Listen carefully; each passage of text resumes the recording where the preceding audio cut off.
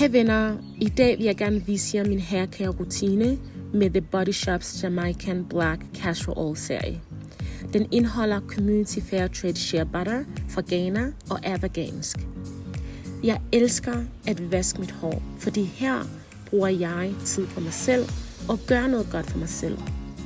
Jeg starter med cleansing conditioner. Her vasker jeg mit hår samtidig med, at jeg conditioner det. Næste trin. Når mit hår har brug for ekstra fugt, bruger jeg hårmasken. Den kan bruges 1 eller 2 gange om ugen. Og jeg lader den sidde i 10-15 minutter. Og jeg elsker virkelig de resultater, den giver. Når jeg ikke bruger hårmasken, så bruger jeg leave-in conditioner. Jeg er helt vild med det her produkt. Det forlader mit hår så blødt. Last step. Curl Activator. Jeg har de tætteste krøller, og nogle gange kan det være svært at ræbe dem ud. Men med dette produkt